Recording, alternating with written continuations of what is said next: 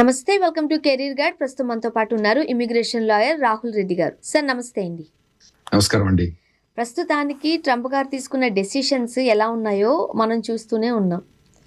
ఇప్పుడు ఈ వీసా ప్రాసెస్కి సంబంధించి లేకపోతే వీసాలకు సంబంధించి కంప్లీట్గా స్టాప్ చేయబోతున్నారు అంటూ వార్తలు వస్తున్న నేపథ్యంలో ఇప్పుడు కొత్తగా టోటల్గా 75 కంట్రీస్పై ఈ వీసా వేటు పడబోతోంది అంటూ వార్తలు. అసలు ఏంటి సార్ ఇది, ఎందుకు ఇలా? వీసా వేటు పడ్డదండి ఆల్రెడీ. పడబోతుందని ఏం కాదు. Already department of state issue చేసింది నోటిఫికేషన్. 75 కంట్రీస్ ని కంప్లీట్ వీసా బ్యాన్ అని పిటిషన్ అన్నట్టు. ఆ 75 కంట్రీస్ లో అంటే ఇదివరకు మేజర్ కంట్రీస్ లేకుండే, కానీ ఇప్పుడు పెద్ద పెద్ద కంట్రీస్, బ్రెజిల్ అన్నది పెద్ద కంట్రీ ఫర్ ఎగ్జాంపుల్, పాకిస్తాన్ అన్నది పెద్ద కంట్రీ, బంగ్లాదేశ్ కూడా పెద్ద కంట్రీ, ఇటువంటి కంట్రీస్ కూడా ఇంక్లూడ్ చేశారు. ఇంతకుముందు అన్ని చిన్న చిన్న కంట్రీస్ ఎక్కడి నుంచి అయితే వెరీ తక్కువ ఇమిగ్రేషన్ వస్తుందో అక్కడి నుంచి ఉండే, ఇప్పుడేమో 75 కంట్రీస్ అని లాంగ్ లిస్ట్ చేసి అందులో కొన్ని మేజర్ కంట్రీస్ కూడా లిస్ట్ చేసి వాటిని వీసా బ్యాన్ అని చెప్పి డిపార్ట్మెంట్ ఆఫ్ స్టేట్ ఇష్యూ చేసింది. అది ఎఫెక్టివ్ డేట్ January 21, 2026. అంటే ఆల్రెడీ ఎఫెక్ట్ అయిపోయింది. ఈ రోజు మనం ఏదైతే రికార్డ్ చేస్తున్నామో January 21 ఈ రోజు ఎఫెక్ట్ అయిపోయింది. ఈ రోజుతోనే స్టార్ట్ అవుతుందని కూడా అనుకోవచ్చు మనం. అవునండి. ఓకే, ఎందుకు సార్, ఎందుకు ఇట్లా చేస్తున్నారు, ఎందుకు ఇంత ఇబ్బంది పెడుతున్నారు? అంటే ట్రంప్ అడ్మినిస్ట్రేషన్ మొదటి నుంచి కూడా యాంటీ ఇమిగ్రేషన్ స్టాండ్స్, ఎలక్షన్లు తీసుకుంటూ యాంటీ ఇమిగ్రేషన్ మనం మొదటి నుంచి చెప్పుకుంటూ వచ్చినాం కదా. వాళ్ళ అడ్మినిస్ట్రేషన్ ప్రకారం ఏంటంటే ఈ 75 కంట్రీస్ వాళ్ళు వీసా అబ్యూస్ బాగా చేసిండ్రు. ఎవరికైతే వీసా వచ్చిందో వాళ్ళు మళ్ళీ వెనకపోవట్లేదు. విజిటింగ్ వీసా వచ్చిన వాళ్ళు వెనకపోవట్లేదు, స్టూడెంట్ వీసా మీద వచ్చిన వాళ్ళు వెనకపోతలేరు. లేదంటే కొందరు ఏం చేస్తారంటే వీళ్ళు పొలిటికల్ అసైలం అని అప్లై చేస్తారు. వాళ్ళు ఏం చేస్తారంటే ఆ కంట్రీ నుంచి వచ్చేసి విజిటింగ్ వీసా మీద వేరే వీసా వచ్చేసి మాకు అక్కడ ఆ దేశంలో ఆ కంట్రీ ప్రెసిడెంట్ కానివ్వండి, ఆ కంట్రీ గవర్నర్ కానివ్వండి, చీఫ్ మినిస్టర్ కానివ్వండి, మమ్మల్ని ప్రాసిక్యూట్ చేస్తుండ్రు కాబట్టి మీ దేశం వచ్చేస్తున్నాము అని చెప్పేసి వాళ్ళు పొలిటికల్ అసైలం అప్లై చేస్తే వాళ్ళకి ఎంప్లాయ్మెంట్ ఆథరైజేషన్ 5 years దానికి ఇస్తారు అన్నట్టు. అంటే మీకు మా మనోళ్ళు కొంత అబ్యూజ్ చేసిన వాళ్ళు ఉన్నారు అందులో, కానీ ఈ కంట్రీస్ లో ఎక్కువ అబ్యూజ్ చేస్తారు కాబట్టి వాళ్ళని బ్యాన్ చేద్దామని ట్రంప్ అడ్మినిస్ట్రేషన్ నిర్ణయం తీసుకొని మొదటి నుంచి కూడా చెప్తూనే వస్తుంది, చేస్తాం red list, grey list, yellow list అని పెట్టింది అన్నట్టు. Red list, orange list, yellow list అని పెట్టింది. ఇప్పుడు మొత్తం అన్ని 75 కంట్రీస్ అన్ని కూడా మొత్తం బ్యాన్ చేసింది, వీసా బ్యాన్ చేసింది. ఓకే సార్, యాక్చువల్గా ఇంతకు ముందు ఉన్న కంట్రీస్ తో మనం కంపేర్ చేసుకుంటే ఇప్పుడు యాడ్ ఆన్ కంట్రీస్ లో ఏవి హైలైటెడ్ గా మనం చెప్పుకోవచ్చు? మోస్ట్లీ బ్రెజిల్ ఒకటండి, తర్వాత గౌతమేలా, పాకిస్తాన్, బంగ్లాదేశ్, ఇవి మనకు ఇమీడియట్ గా తెలిసేది.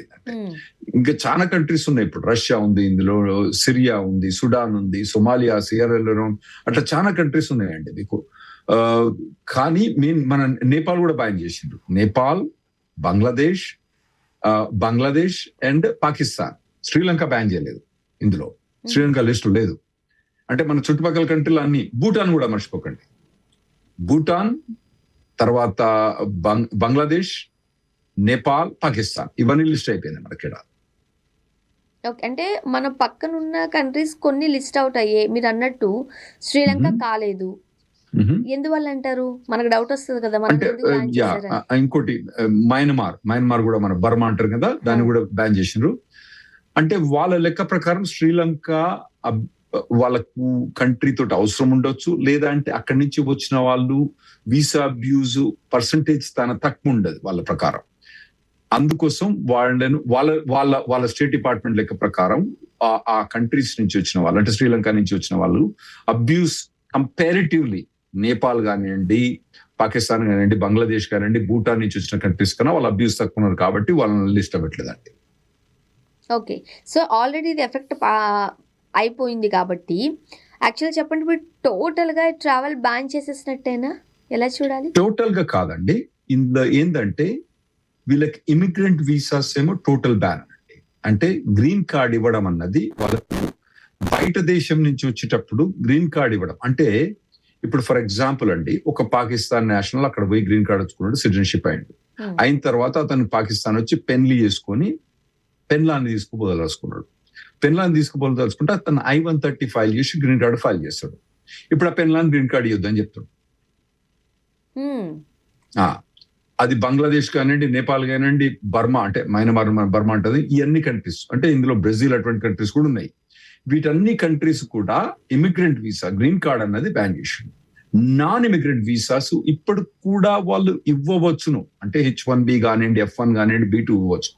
కానీ వాటి మీద చాలా రిస్ట్రిక్టివ్ ఇవ్వాలి. వాళ్ళని ఇచ్చే ముందు చాలా వెట్టింగ్ ప్రాసెస్ చేసి ఇవ్వాలి. అంటే దాదాపుగా కౌన్సిలర్ ఆఫీసర్ ఎవరైతే ఉన్నారో ఇక దాదాపు అతను జాబ్ మీద తెచ్చుకుంటాడు. ఎవరికైనా ఎక్కువ మందికి వీసా ఇచ్చిన అనుకోండి, అతను జాబ్ ఊసిపోయి ఉంటుంది. ఎందుకంటే చాలా రిస్ట్రిక్టివ్, ఎందుకు ఇస్తానో వీసాని క్లియర్ ఎక్స్ప్లెయిన్ చేయాలి వాళ్ళ ఆఫీసర్. అటువంటి పరిస్థితుల్లో వాళ్ళకు నాన్ ఇమిగ్రెంట్ వీసా ఇప్పుడు కూడా ఇవ్వచ్చు వాళ్ళ. ఓకే, మరి అలా అనుకుంటే సార్ ఇప్పటికే ఒక వ్యాలిడ్ వీసా ఉండింది ఆర్ గ్రీన్ కార్డ్ ఉంది, మరి వాళ్ళ పైన కూడా ఎఫెక్ట్ పడే అవకాశం ఉందంటారా? గ్రీన్ కార్డ్ ఉన్న వాళ్ళు ఈ 75 కంట్రీస్ లో ఉన్న వాళ్ళు ఇప్పటికి కూడా యుఎస్ కు ట్రావెల్ చేయొచ్చు, యుఎస్ నుంచి బయటకు ట్రావెల్ చేయొచ్చు, వాళ్ళకి ఇబ్బంది ఏమీ లేదు. వీసా ఉన్న వాళ్ళు, స్టూడెంట్ వీసా కానివ్వండి, B1 B2 కానివ్వండి, H1 కానివ్వండి, ఇటువంటి వీసా ఉన్న వాళ్ళు మాత్రం ఒకవేళ వాళ్ళు అమెరికాలో ఉంటేనేమో పర్లేదు, ఉండవచ్చు, వాళ్ళ టర్మ్ ప్రకారం ఉండవచ్చు. ఒకవేళ వాళ్ళు కనుక బయటకు పోయి కంట్రీ బయటకు పోయి మళ్ళీ వస్తే మాత్రం వాళ్ళలో ఒక్కొక్కరిని రిస్ట్రిక్టివ్ గా అలౌ చేయాల్సి వస్తుంది అన్నట్టు. అంటే ఇప్పుడు అతను F1 వీసా వస్తాడు అనుకోండి, కాలేజ్ అన్న అటెండ్ అవుతాడా, కాలేజ్ ఎక్కడ ఉందో అక్కడ ఉంటాడా, ఒకవేళ వర్క్ పర్మిట్ ఉంటే వర్క్ పర్మిట్ అన్ని అప్లై అవుతాడు, అన్ని చెక్ చేసి వెయిటింగ్ చేసి వాళ్ళను అలౌ చేయవచ్చు. అంటే డినై చేయడానికి ఛాన్స్ ఎక్కువ ఉంటుంది అన్నట్టు వాళ్ళకు, అంటే రైట్ అథారిటీస్ ఎక్కువ ఉంటుంది వాళ్ళకు. సో టెక్నికల్ గా వాళ్ళకి రావచ్చు, కానీ వాళ్ళని డినై చేయడానికి CBPకి higher rights, custom border protection agencies కి హయ్యర్ రైట్స్ ఉంటాయండి.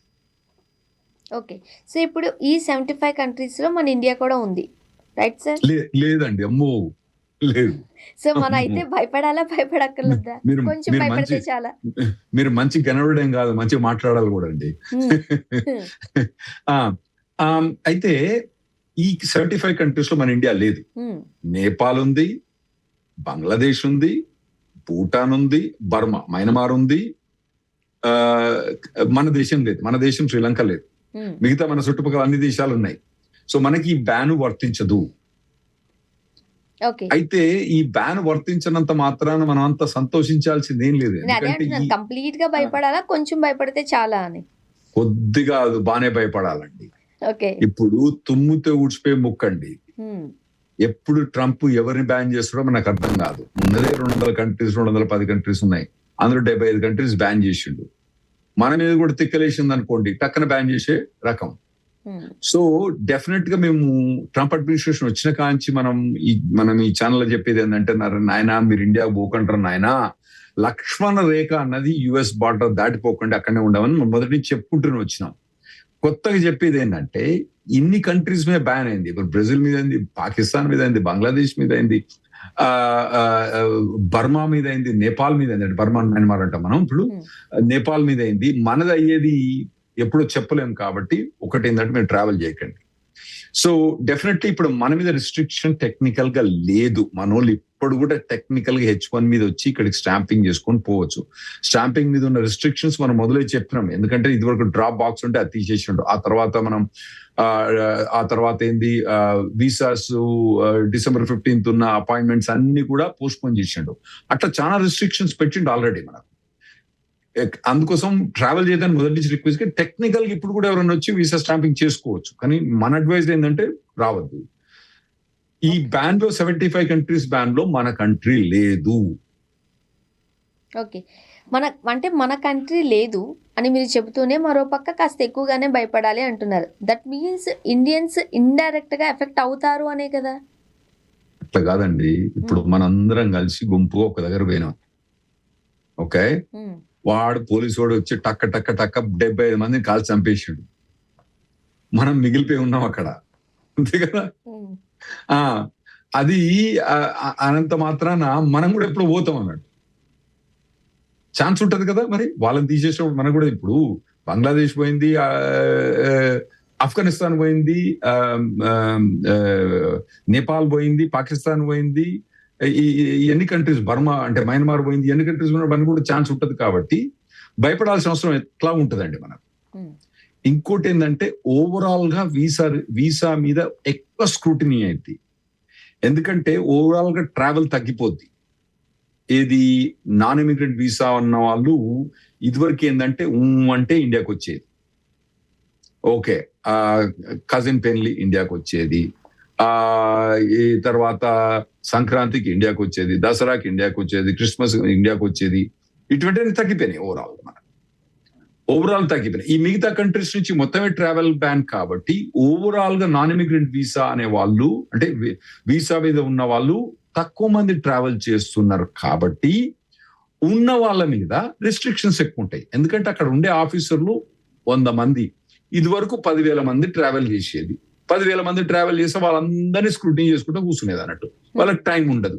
ఇప్పుడు 10,000 మంది కన్నా ఆఫీసర్లు 100 నుంచి 300 అయినరు.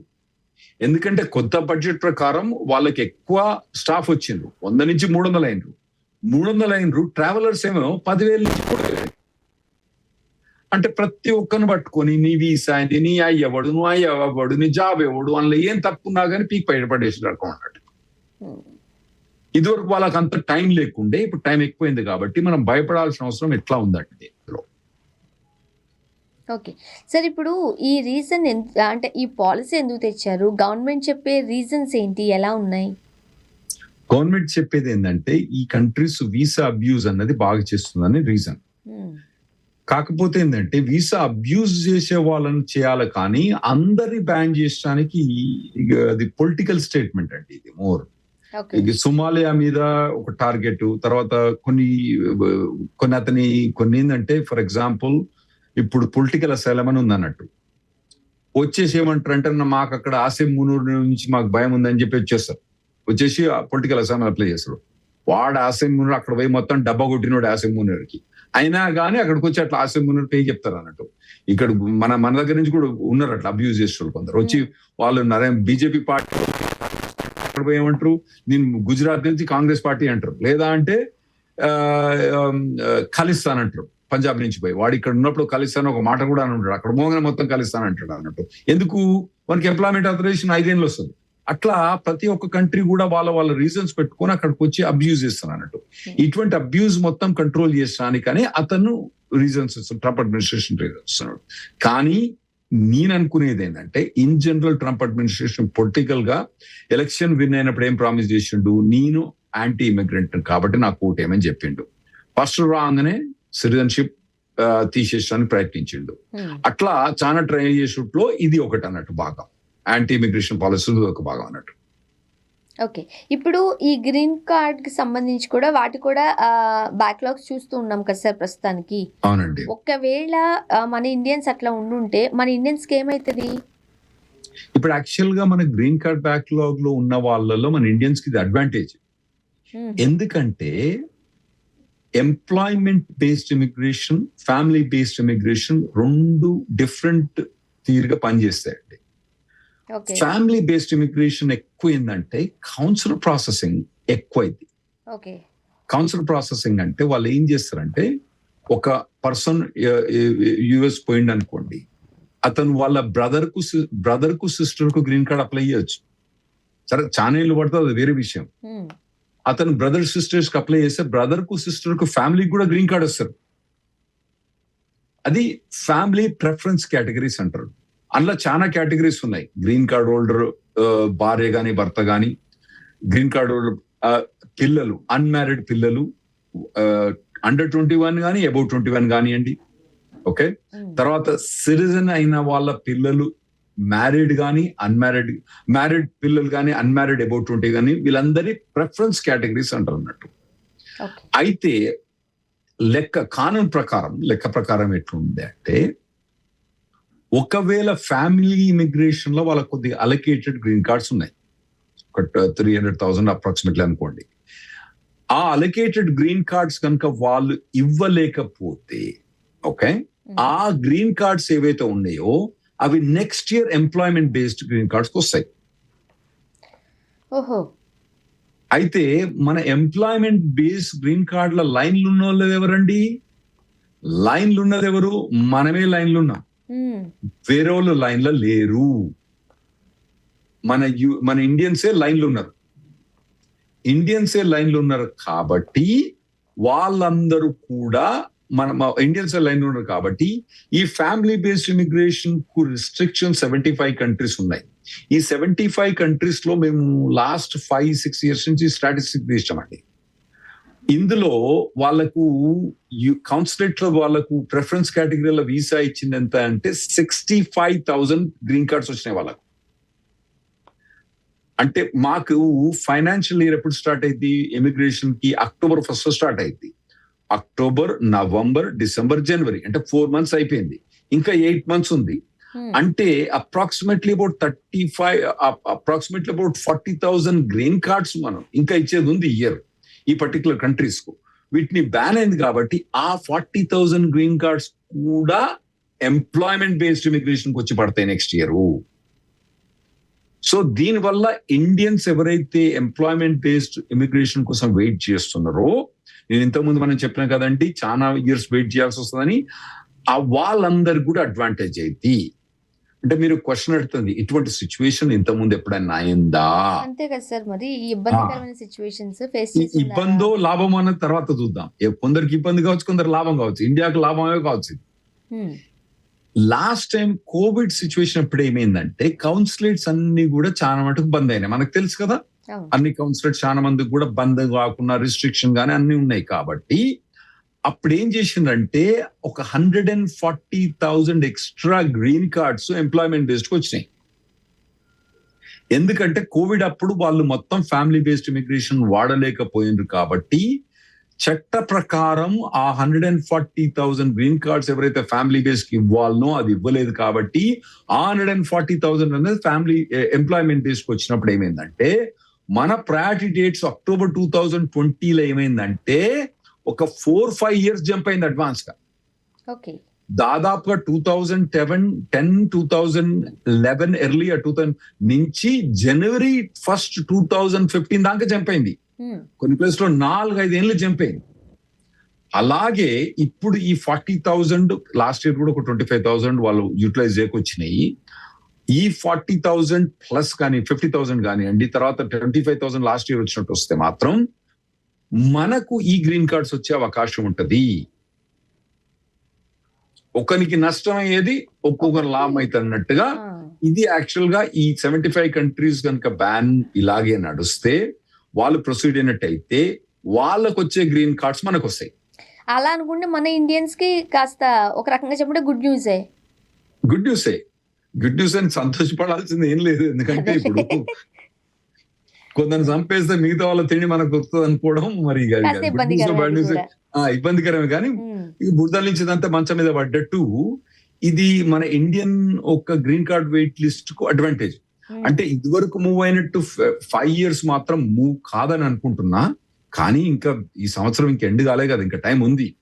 ఈ టైంలో మళ్ళీ ఇంకేమైనా రిస్ట్రిక్షన్స్ పెడతాం ఏం చేస్తాం మనకు ట్రంప్ తెలియదు. కాబట్టి ఈ గ్రీన్ కార్డ్స్ అన్నది మనకి ఇది యాక్చువల్ గా ఎస్పెషల్లీ గ్రీన్ కార్డ్ కోసం వెయిట్ చేసే వాళ్ళకి మాత్రం ఇది ఒక అడ్వాంటేజ్ అండి. ఓకే, ఇప్పుడు ఈ అధికారిక ఏదైతే న్యూస్ కావచ్చు లేకపోతే వివరాలు కావచ్చు ఇవన్నీ మనం ఎక్కడ చూడొచ్చు? డిపార్ట్మెంట్ ఆఫ్ స్టేట్ వెబ్సైట్ ఉంటాయండి ఇవన్నీ. Okay, department of state website లో ఇవన్నీ ఉంటాయి అన్నట్టు. లిస్ట్ ఏమైనా ఉంటాయి, డీటెయిల్స్ ఉంటాయి, కంట్రీ లిస్ట్ ఆఫ్ కంట్రీస్ ఇవన్నీ ఉంటాయి. ఓకే, ఇప్పుడు మన ఇండియన్ ఫ్యామిలీస్ విషయం చూసినట్లయితే ఈ ప్రాక్టికల్ స్టెప్స్ ఎట్లా ఉంటాయి సార్? ఎలా ఉంటాయి, ఎలా తీసుకోవాలి? ఇప్పుడు ఇండియన్ ఫ్యామిలీస్ కు దీని గురించి పర్టికులర్ గా మనకి ఎఫెక్ట్ లేదు కాబట్టి వరి కావాల్సింది ఏమీ లేదు. కానీ ఇన్ జనరల్ మొదటి నుంచి మనం చెప్పుకుంటూ వచ్చింది ఏంటంటే ఇది మొత్తం యాంటీ ఇమిగ్రేషన్ గవర్నమెంట్ కాబట్టి ఎవరు కూడా తూచి తాచి అడుగులేయాలండి. పర్టికులర్ గా విజిటింగ్ ఇండియా రావడం అన్నది మీరు మానుకోవాలి. ఈ అడ్మినిస్ట్రేషన్ ఉన్నప్పుడు అవ్వకాలం బోవకాలం చూజ్ చేసుకొని ఒకవేళ మీరు కనుక యుఎస్ లో ఉండి వర్క్ చేయదలుచుకున్నా, యుఎస్ లో ఉండి స్టడీ చేయదలుచుకున్నా, యుఎస్ లో ఉండదలుచుకుంటే మాత్రం మీరు ఇక్కడికి ఇండియాకు మీరు లక్ష్మణ రేఖ అంటే యుఎస్ బార్డర్ ను మన ఈహా ఛానల్ ఏమంటుందంటే లక్ష్మణ రేఖ అంటుంది. ఇది మన క్యారియర్ గైడ్ లో ఆ లక్ష్మణ రేఖ దాటి మీరు వెళ్ళకండి. ఆ లక్ష్మణ రేఖ దాటి వెళితే ఎప్పుడు ఏమైతుందో అర్థం కావట్లేదు. ఫస్ట్ ట్రంప్ అడ్మినిస్ట్రేషన్ ఏమన్నది, డ్రాప్ బాక్స్ అంటే వీసా ఇంటర్వ్యూ అవ్వకుండా వీసా వచ్చే ప్రొవిజన్ ను తీసిపడేసింది. ఆ తర్వాత మనకు వీసా బ్యాక్లాగ్ బాగుంది. ఏది అపాయింట్మెంట్ మనకు 2 పడుతుంది, కొన్నిటికి 2 పడుతుంది వీసా. వేరే కంట్రీకి పోయే ప్రొవిజన్, థర్డ్ కంట్రీకి పోయే ప్రొవిజన్ కూడా ఉండే. అంటే వియట్నాం కానివ్వండి, దుబాయ్ కానివ్వండి, ఎస్పెషల్లీ యుఎస్ లో ఉండే వాళ్ళు, మెక్సికో కానివ్వండి, కెనడా కానీ ఆ ప్రొవిజన్ తీసేసిండ్రు.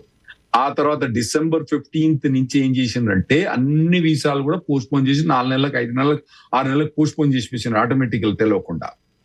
ఆ తర్వాత సోషల్ మీడియా బెట్టింగ్ అన్నారు. ఆ తర్వాత ఎప్పుడు ఏ అరెస్ట్ రికార్డు ఉన్నా కూడా ఉన్న వీసాలు కూడా పీక్ పడేసిండ్రు. ఇప్పుడు కొత్తగా ఈ 75 కంట్రీస్ కూడా బ్యాన్ చేసి పడేసిండ్రు. ఇటువంటి అన్ని ఉన్నప్పుడు మీరు ఇప్పుడు ఇండియాకు ట్రావెల్ చేయాల్సిన అవసరం ఉందా అంటే ఏమంటారు, మా అక్క పెన్, మా సిస్టర్ పెన్లు ఉంది. ఏ సిస్టర్ పెన్లు ఉన్నా కూడా, నాకు కూడా సిస్టర్ ఉన్నది కానీ నా సిస్టర్ లైఫ్ నా పెళ్లికి వస్తే ఆమె లైఫ్ పాడైపోయింది అనుకోండి, నాకు బాధ అనిపించదు.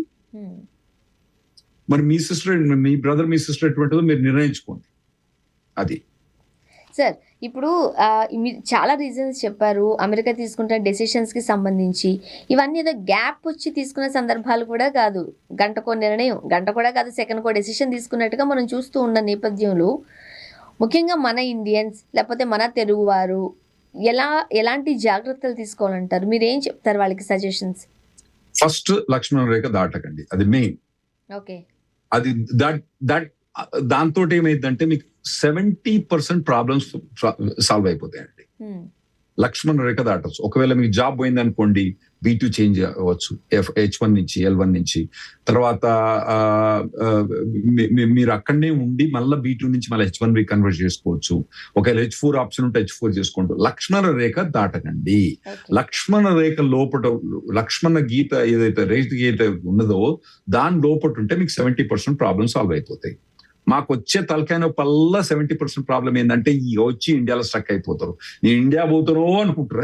నాయన, నేను ఇమిగ్రేషన్ లాయర్, నాయన నేను యుఎస్ కు రావడానికి హెల్ప్ చేసేవాడిని, యుఎస్ లో ఉండడానికి హెల్ప్ చేసేవాడిని, యుఎస్ నుంచి బయట పోయడానికి నేను హెల్ప్ చేసేది నాకు ఎడ్యుకేషన్ లేదు, నాకు ఎక్స్పీరియన్స్ లేదు, నాకు ట్రైనింగ్ కూడా లేదు. అది లేదు, నాకు ఎక్స్పీరియన్స్ లేదు, ట్రైనింగ్ కూడా లేదు. ఇండియా పోదలుచుకుంటే నా దగ్గరికి రావాల్సిన అవసరం ఉంది.